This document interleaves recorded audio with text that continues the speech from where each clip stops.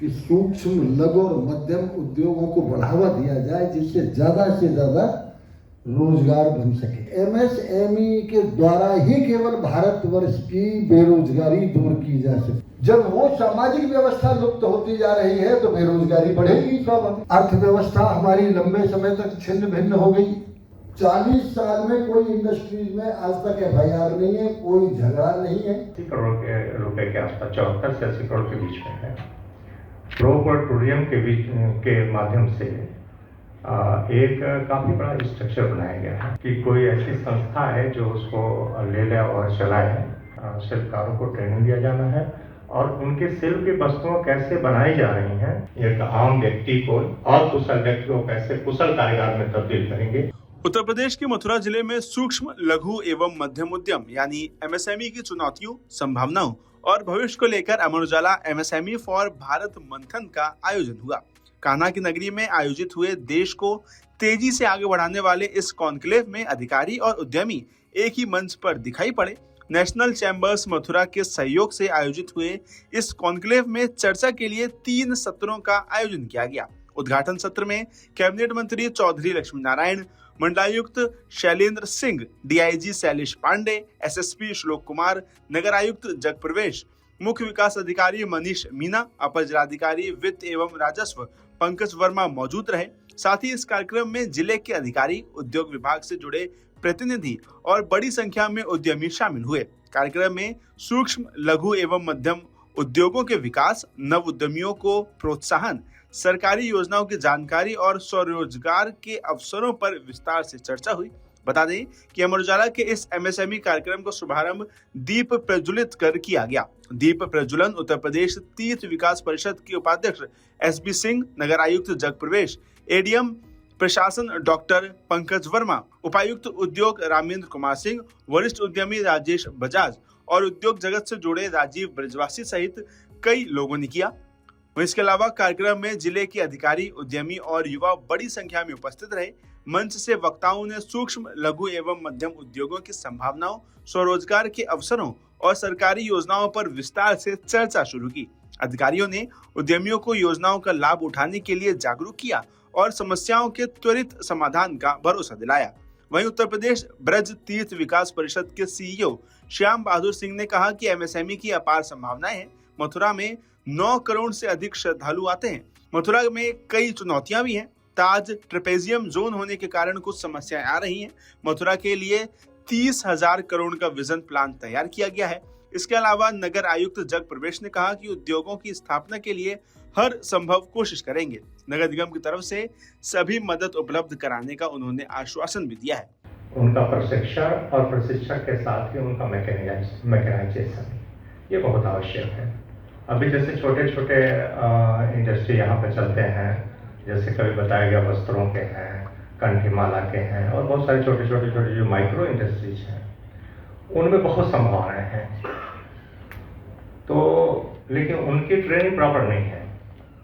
इनकी ट्रेनिंग के लिए गवर्नमेंट भी लगातार प्रयत्न कर रही है और अभी यहाँ पर वृंदावन में लगभग पूरा डिजिट मुझे नहीं ध्यान में आ रहा है, लगभग 80 करोड़ के रुपए के आसपास 74 से 80 करोड़ के बीच में है। प्रो टूरिज्म के माध्यम से एक काफी बड़ा स्ट्रक्चर बनाया गया है और उसकी जो सबसे बड़ी संरचना वो वृंदावन में है, गौरा बाजार में। तो उसको अभी हमें हैंडओवर करना है। हमें एक ऐसा, अभी हम लोग इस पर एफर्ट कर रहे हैं कि कोई ऐसी संस्था है जो उसको ले ले और चलाए ताकि उसका पूरा बेनिफिट मिल सके। उसमें वो सारी सुविधाएं हैं जिसमें लोगों को ट्रेनिंग भी दिया जाना है, शिल्पकारों को ट्रेनिंग दिया जाना है और उनके शिल्प की वस्तुएं कैसे बनाई जा रही हैं ये बाहर से शीशे से के माध्यम से लोग देख सकते हैं कि वो बन कैसे जा रहा है। अगर माला है तो कैसे बन रहा है, पोशाक है तो कैसे बनाया जा रहा है। तो उससे लोगों का इंटरेस्ट क्रिएट होगा और परचेज कर सकते हैं। तो वहाँ पे एक तरह से फैक्ट्री भी है, उनकी फैक्ट्री भी है और शॉपिंग यूनिट्स भी हैं वहीं पर और उनकी ग्रोनिंग भी है। उनको कैसे हम ग्रोन अप करेंगे, शिल्पकारों को कैसे ट्रेंड करेंगे एक आम व्यक्ति को और कुशल व्यक्ति को कैसे कुशल कारीगर में तब्दील करेंगे, ये सारी चीजें भी है। इसके अलावा कैबिनेट मंत्री चौधरी लक्ष्मी नारायण ने इस आयोजन के लिए अमर उजाला को खास बधाई भी दी। उन्होंने कहा कि अर्थव्यवस्था में वही देश विकास करेगा जहां उद्योग ज्यादा होंगे। हमारा देश कृषि प्रधान है, इसीलिए रोजगार बढ़ाने के लिए सरकार एवं मध्य उद्योगों को बढ़ाने का निर्णय लिया गया है। इसके साथ ही उन्होंने कहा कि पीएम नरेंद्र मोदी जी ने ये अनुभव किया है कि एमएसएमई के द्वारा ही भारत की बेरोजगारी दूर की जा सकती है, इसलिए सबसे पहले प्राथमिकता उन्होंने एमएसएमई को ही दी है। महंगाई बढ़ती देख सरकार ने एमएसएमई का दायरा भी बढ़ा दिया है। अब इसका टर्नओवर बढ़ाकर 500 करोड़ रुपए कर दिया गया है। इसके साथ ही कैबिनेट मंत्री चौधरी लक्ष्मी नारायण ने कहा कि मथुरा में होटल इंडस्ट्री के लिए काफी मौके हैं। मथुरा की छाता तहसील व्यापारियों की सबसे पसंदीदा जगह है। छाता क्षेत्र इंडस्ट्री लगाने के लिए सबसे मुफीद भी है। उन्होंने कहा कि व्यापारियों से ही अर्थव्यवस्था मजबूत होती है। बेरोजगारी बढ़ने पर अनुशासनहीनता बढ़ेगी।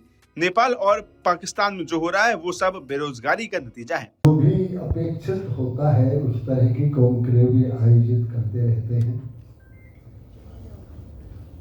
इसके लिए मैं बहुत बहुत अमर उजाला की पूरी टीम को धन्यवाद देता हूँ। हमारा देश कृषि प्रधान है। कोई भी कृषि प्रधान देश दुनिया का अर्थव्यवस्था में अपना उच्च स्थान नहीं बना सकता। हमेशा अर्थव्यवस्था में वही विकास करेगा देश जो जहां इंडस्ट्रीज होगी। चूंकि हमारा कृषि प्रधान देश है, जहां इंडस्ट्रीज के आज जो बड़े बड़े देश थे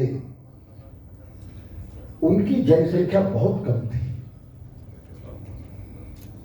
इसलिए उन्हें तो और विदेशों से लेबर की और इंजीनियर और डॉक्टरों की आवश्यकता पड़ती थी।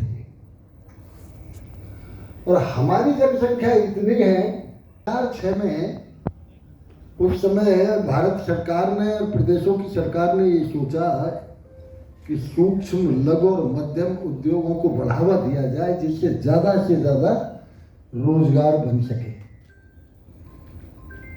कार्यान्वित नहीं हो पाया, धीरे धीरे चले। उस समय महंगाई भी कम होती थी, इसलिए बहुत थोड़ी रकम रखी गई सूक्ष्म लघु और मध्यम उद्योग के लिए। इसके धीरे धीरे आवश्यकता बढ़ती चली गई। 2014 के बाद आदरणीय मोदी जी ने ये भांप लिया, एक एमएसएमई के द्वारा ही केवल भारतवर्ष की बेरोजगारी दूर की जा सकती है और कोई दूसरा रास्ता नहीं। बढ़ई अपना काम कर रहा है, एक सामाजिक व्यवस्था थी।